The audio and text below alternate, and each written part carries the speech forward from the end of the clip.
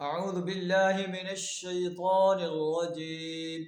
بسم الله الرحمن الرحيم. طه ما أنزلنا عليك القرآن لتشقى إلا تذكرة لمن يخشى تنزيلا ممن خلق الأرض والسماوات العلى صدق اللہ العظیم۔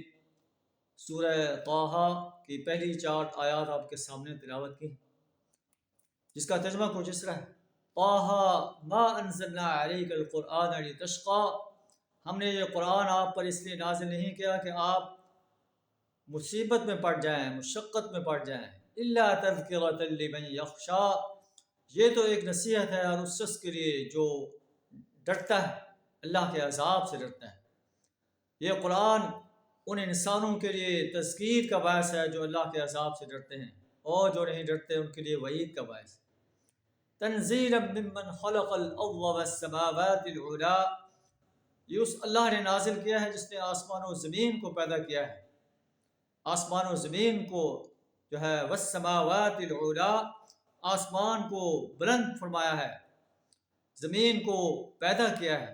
اے نبی صلی اللہ علیہ وسلم، آپ مشقت میں نہ پڑیں۔ قریش مکہ آپ کی دعوت کو تسلیم کرتے ہیں تو ٹھیک ہے، نہیں کرتے تو آپ کا کام اللہ کے پیغام کو پہنچانا ہے، زبردستی انہیں مسلمان بنانا نہیں ہے۔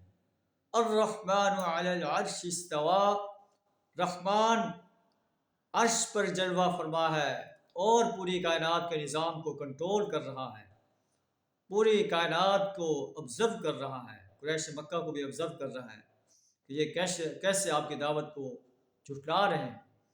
لہو ما فی السماوات وما فی الارض وما بینہما وما تحت الثری، اسی کے لیے ہے جو کچھ آسمان و زمین میں ہے، جو کچھ ان کے درمیان میں ہے، اور جو کچھ مٹی کے نیچے ہے، سب کچھ اللہ کا ہے۔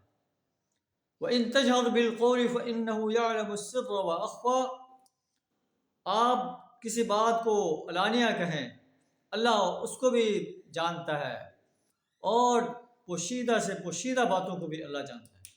اللہ لا الہ الا ہو، اللہ وہ ہستی ہے کہ اس کے سوا کوئی معبود نہیں، کوئی پرستش کے، کوئی بندگی کے، کوئی غلامی کے، کوئی اطاعت کے لائق نہیں۔ وہی ایک ہستی ہے جس کی پرستش کی جائے، جس کی بندگی اور غلامی اختیار کی جائے۔ لہ الاسماء الحسنی، اس کے لیے بہترین نام۔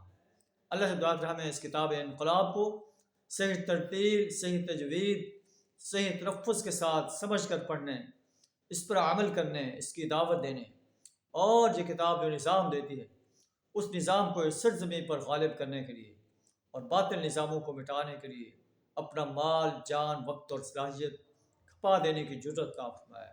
وآخر دعوانا الحمد للہ رب العالمین۔